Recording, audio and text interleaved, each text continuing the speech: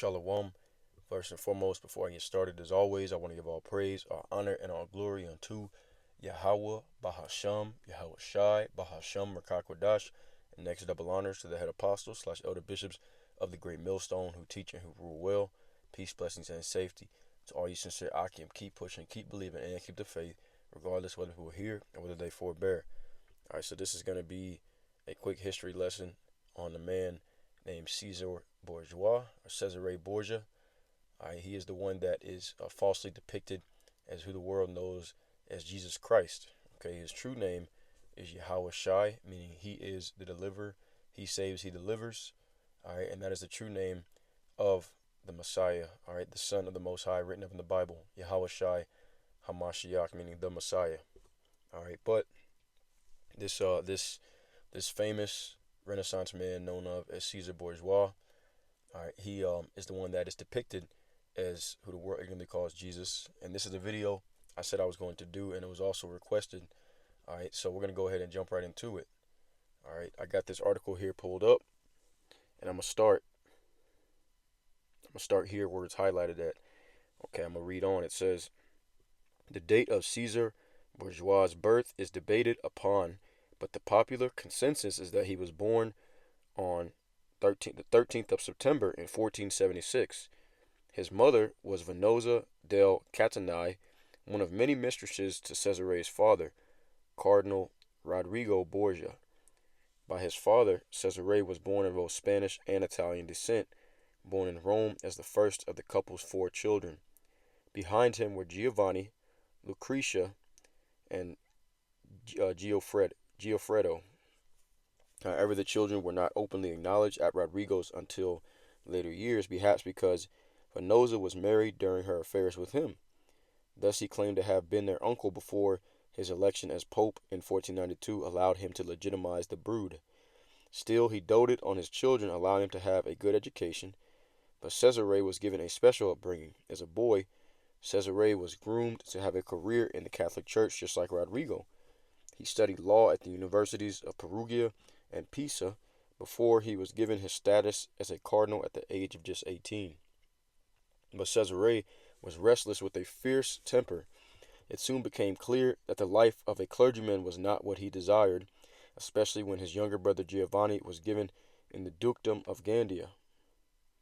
Giovanni even took a royal bride, Maria Enriquez de Luna, the niece of Ferdinand II of Aragon and Sicily, and Isabella I of Castile.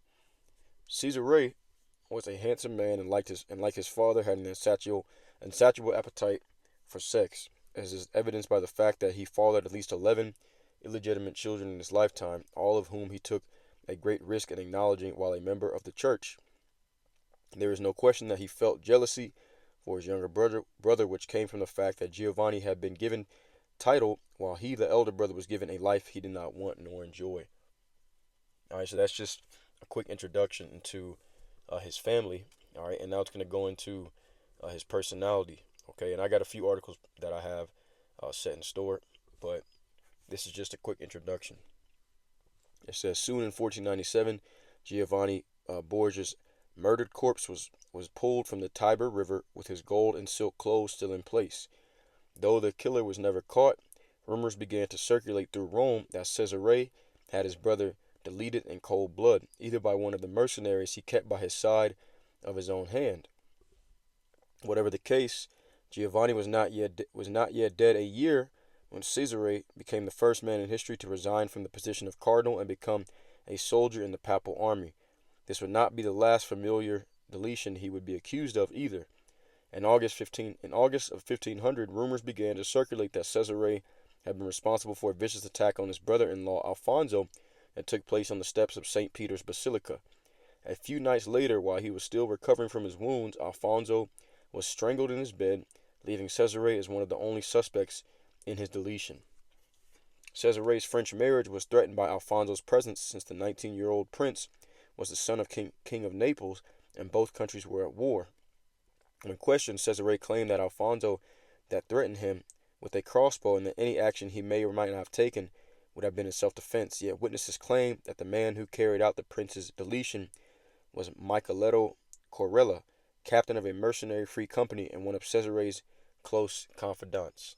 All right. So he allegedly deleted his younger brother and then his sister's husband. All right, his brother-in-law. And there's also rumors that Cesare was having an incestuous relationship with his sister. All right, it talks about how he had a fierce temper, okay, and uncontrollable anger, and the only one that could keep him calm was his sister because he was in love with her.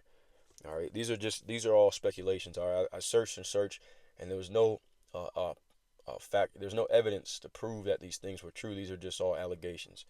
All right. It says Cesare had a reputation for his military prowess, especially while fighting with the French. All right, let me see. Okay, so this goes into his wars, and then it goes into how he became sick. All right, another thing that he had was he was infected with what was known as the French plague at the time. All right, I'm not sure if it's exactly called the French plague, but excuse me, it was called the French pox, if I may remember. All right, if I can remember, it was called the French pox, and it was the disease that we know of today as syphilis. All right, and when syphilis is untreated, it can spread all over the body, cause different sores and bumps. All right, and it will eventually kill you. So Cesare Borgia, as many other men in his time, became infected with syphilis. All right, at that time known as the French pox. Okay, and he perished from that. He passed away from that disease. All right, now this is another article I got pulled up. All right, and it's from Machiavelli. Okay, it's entitled Machiavelli's Main Man. All right, it says the name bourgeois is synonymous with Renaissance decadence, treachery, and ruthless realpolitik. The tales of the handsome and bloodthirsty condottiere Cesare Borgia, his father, Pope Alexander VI, and his sister, the beautiful Lucretia, who may or may not have been also his lover, have spawned an endless number of tales, poems, novels, and operas and movies.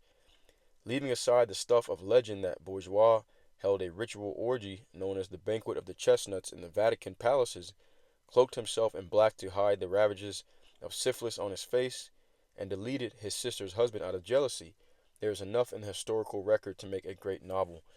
All right. So this dude was uh, completely depraved. All right. It says he was one of four illegitimate children born to Roderick Borgia, then a Spanish cardinal. The name became Borgia in Italy.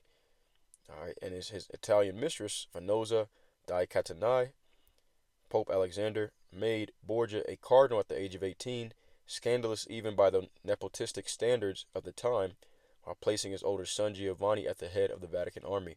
All right, and I want to get the definition on this word nepotistic.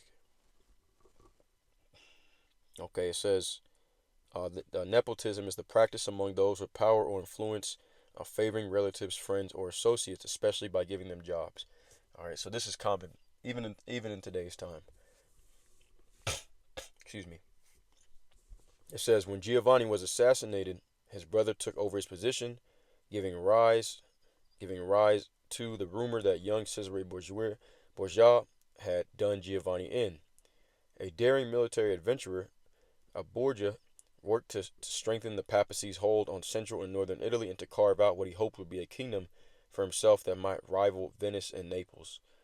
All right, let's see. It says, perhaps his most enduring claim on our attention is that his deeds. Wait, hang on one sec. Okay.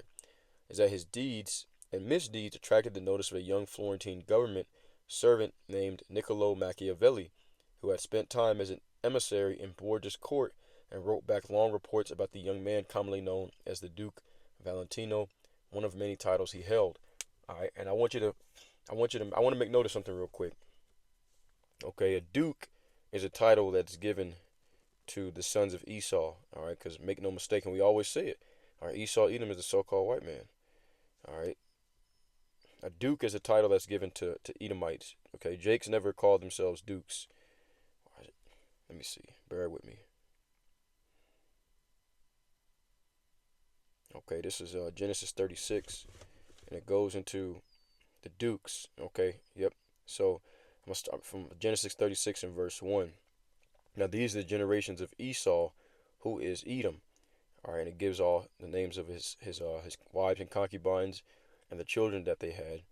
All right, and then as you go down, okay, to verse 15, Genesis 36 and 15, it says, "These were dukes of the sons of Esau, the sons of Eliphaz, the firstborn son of Esau, Duke Taman, Duke Omar, Duke Zepho, Duke Kenaz, Duke Korah, Duke Gatam, and Duke Amalek. These are the dukes that came of Eliphaz in the land of Edom. These were the sons of Adah." All right, so it's going into Esau's lineage. All right, but once again, make note, all right, that Edomites call themselves by the name of dukes. Okay, let's go back to that article from Machiavelli. All right, and this is on Los Angeles Times. So I'm gonna continue down. Okay, this is Machiavelli's. This is um his recollection of Caesar Bourgeois. Okay, let's see. Okay, it says one of the most famous of the surviving reports is known as the description of methods adopted by the Duke Valentino when deleting Vitellozzo Vitelli, in which Machiavelli, with some admiration, writes of the shrewdness with which Borgia lured his principal rivals to the town of Senigallia and had them strangled. It says Borgia is one of the main and most vivid characters in Machiavelli's masterpiece, The Prince, which explains the art of statecraft. All right, let's see. Okay, so it just pretty much goes into his cunning, how cunning he was. All right. So it talks about how he used treachery to gain military prowess. I'm not going to read all of it. I'm just kind of briefly scanning through. And what I'm going to do is I'll post all the articles in the description box. So if anybody wants to go through and read, because it is interesting, and it really also gives a good insight on the mind of Esau. All right, because they still think this way till today's time. All right. Let's see.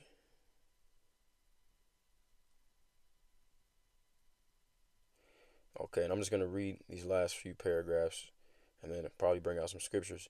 All right, so I'm gonna read from. Okay, that's the end of it. Okay, yeah, I'm gonna read from right here. All right, it says Machiavelli, like Borgia himself, has been accused unfairly of glorifying cruelty and treachery. This is not the case. Machiavelli wrote that it is proper for a prince to want the affection of his people, but not at the expense of disorder. Too much mercy, he writes, allowed disorders to go on, from which spring killings or depredations. All right. Pretty much, Caesar Bourgeois was, the whole Borgia family was known as treacherous. All right, treacherous, and they were pretty much, serial deleters, psychopaths, which most, great military or war generals, they had an element of psychopathy. All right, which I'm not saying they're great in any way, but for his time, okay, that this is what they said about him. All right, let's see. See if there's anything else I want to read. Okay, I think this goes into his his some of his military exploits. I'll read this one right here. All right, I'm gonna start at this part right here where I got highlighted. It says news of the conspiracy leaked to Caesar. So some of his confidants conspired against him to take him out of power.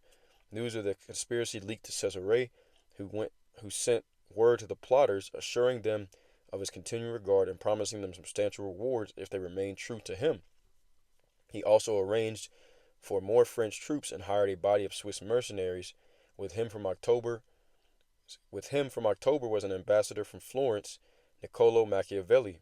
We just read about him, who was not much older. His experience of Cesare at first hand in this situation had a powerful influence on Machiavelli's picture of the ruthless and cynical Renaissance prince. In October, Cesare brought his charm to bear on Paolo Orsini and gave him a formal treaty of reconciliation. Okay, and listen to this. I'm going to bring a scripture out after I read this paragraph. It says, which each of the leading conspirators was to sign, so he signed a treaty with them. After torturous discussions and imitations, while Cesare bided his time, Orsini brought the signed pact back to Imola late in November. Cesare now moved to Cesena and ordered the conspirators to take Senigallia on the Adriatic coast 3 days before Christmas to lull the plotters into a false sense of security, according to Machiavelli. All right, so they used that fake holiday, all right, Saturnalia, to lure in, all right, the French conspirators. It says Cesare sent most of his French reinforcements away. The conspirators entered in Senigallia on December 26 and suggested Cesare join them, as the citadel would surrender only to him. Cesare marched there, sending orders that the plotters were to withdraw their men from the city to make room for his troops, leaving Alvarado to hold it. Early on December 31st, Cesare arrived at Senigallia with his army. So he sent. What he did is he brought his conspirators, uh, to that coast. I forgot where it's exactly what coast it said. The Antioch coast, something like that. All right, and he pretty much, puckered him up. Made him feel good. Spoke sweet nothings into his ear and fattened him up for the kill. All right, and then he sent away his French army. He disarmed him and sent away his French army, and then a few days later came back with his own army. All right, this is a trick, all right, scheme that Esau uses frequently, and it talks about this in the scriptures. All right, let's get a precept on that right quick. I already got it pulled up. The book of Psalms, chapter 55 and verse 21. The words of his mouth were smoother than butter, but war was in his heart. His words were softer than oil, yet were they drawn swords. All right, so this is a common tactic of Esau. All right, and that's exactly what he's doing to Jake right now. All right, he's brought in white Jesus, portrayed by this man Cesare Borgia. All right, and from there, he's made Jake docile. He's made Jake feel like he's his friend. Okay, and when that time comes, all right, best believe they're gonna turn on you. Okay, and a lot of Jakes are gonna find that out the hard way. All right, but anyways, let's get this precept as well. Sirach 12:10. Never trust thine enemy, for like as iron rusteth, so is his wickedness. All right, meaning what? Never trust thine enemy, for like as iron rusteth, so is his wickedness. All right, if you rust doesn't go away. Once something is rusted, it's there forever. Okay, his wickedness is there forever. Is what it's pretty much saying. All right, let's go back. Okay, it says early on December 31st, Cesare arrived at Senigallia with his army. He beamed graciously upon the conspirators. So he spoke those smooth words, who were solicitously surrounded by smiling friends, while his army neatly cut them off from their men. More friends went to reassure Alvarado. They all went into a selected house in the town, where at a signal from Cesare, so he already had plotted all this, and he said at my signal, the smiling suddenly stopped, and the conspirators were overpowered. He let them stew until that night. In the early hours of the next morning, Vitalizzo and Alvarado were brought up and seated to back on a bench with a cord tied around both their necks. An iron bar was put through the cord and turned until it strangled them both to death, comrades to the end. The Orsini's were garroted the following month. Okay, listen to this. Now this is this is crazy right here. It says Europe rang with Cesare's praises for a master stroke of subtlety and craft. All right, so all of the people that heard of what Cesare did to his French conspirators, all right, they got praised for that. Okay, so they've been bloodthirsty. All right, so they praised him pretty much for his ability to be deceptive. All right, it says Machiavelli called it a rare and wonderful exploit. Venice and Florence sent messages of congratulation and approval. The King of France called it worthy of ancient Rome. See, and ancient Rome was a very treacherous society. All right, maybe I'll do a lesson, a history lesson on that one as well. All right, but the Renaissance period, the Renaissance era of Europe, they praised his ability to be deceptive. Okay, so that's Esau for you. That's how and that's what Jake doesn't understand, man. Okay, Esau, he's subtle. Let's get a precept on that. All right, most subtle beast of the field. Okay, it's talking about Esau, the serpent in the garden. Okay, this is Genesis chapter 3 and verse 1. It says, "Now the serpent was more subtle than any beast of the field which the Most High had made. And he said unto the woman, Yea, hath the Most High said, Ye shall not eat of every tree of the garden?" So the same subtlety that he used, all right, here in this article that we read is the same subtlety that he used to beguile Eve. All right, let's get the definition of that word subtle. It's spelled differently in modern day English. That's why it's not coming up. Okay, so it says subtle. It says delicately complex and understated.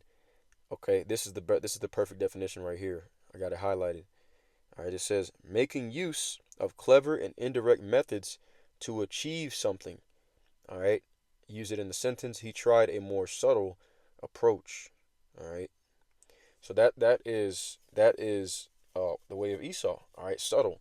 Okay, even you see that even today with vocab Malone. All right, he teaches his underlings. All right, he teaches them when you come across Hebrew Israelites, act like you don't know who they are. All right, pretty much trying to be subtle, trying to bait them into a debate. All right, just like that guy that came up to the camp a few weeks back. All right, he came up acting like oh, you guys the Hebrew Israelites? Like he didn't know that we were the Hebrew Israelites. And then talking about after we started having a conversation with them, he talking about I got a whole script of verses. He had a whole list of verses he wanted to bring out. See, that's Esau for you, man. Now the serpent was more subtle than any beast of the field, which the Lord Yahweh Bashim Yahushai had made. Okay, so he's designed to be this way. All right, and this is praised. All right, this is praised among their culture. Okay, it says Europe rang with Cesare's praises for a master stroke of subtlety and craft. All right, hey, the same thing with the natives. Okay, when they came over here to the Americas and they saw the Northern Kingdom, all right, they used subtlety. All right, they their words were smoother than butter. Okay, but what they would when they had their guard down, it was drawn swords. Okay, let's get this quick precept. Let's get Proverbs 20:26 and 24. It says, "He that hateth dissembleth with his lips, and layeth up deceit with him." All right, dissembleth means pretty much to get a definition on that. All right, it's like I got allergies. Dissemble, dissembleth. Okay, definition. It says, dissembleth means to conceal one's true motives, feelings, or beliefs. Disguise or conceal a feeling or intention. All right, so that's what Cesare Borgia did. All right, when those French conspirators, and they were doing the same thing because they're both Edomites. All right, and ironically, that's exactly the same. See, history repeats itself. That's exactly how Esau's kingdom is going to fall because those who he thinks are his friends are going to turn on him, according to Jeremiah 49 and Obadiah. All right. So he that disassembleth, he conceals his matter with his lips, and layeth up deceit within him. When he speaketh fair, he speaks good things, believe him not. For there are 7 abominations in his heart, a complete number of abominations is he planning. All right. And this mindset, and once again, this mindset is praised. Okay. This mindset is praised amongst the so-called white man. Okay. Why? Because they're Edomites, man. All right. This is in their nature. All right, it's all here in the scriptures, man. But this is in their nature to be that way. That's why I said Jacob's about to find out the hard way that these Edomites that they think are their friends, they're gonna turn on you in that day of trouble. Best believe that. All right, you could bet your bottom dollar on that one. But anyways, all right, this lesson is going long enough. Like I said, I may do a lesson on the culture and the brutality of ancient Rome because they praised it. All right, they praised this kind of treachery, deception, subtlety. All right, they praised it. This is a part of their makeup. They were designed to do this, designed as the serpent. All right, the most subtle of all the beasts. Okay, so anyways, I'm gonna close out with that. All right, Yahweh Ratchazah. I mean, the Lord's will is edifying to the elect. As always, I want to give all praise, honor, and glory to Yahweh Bahashim Yahushai Bahashim Rakakadash. Until next time, Shalom.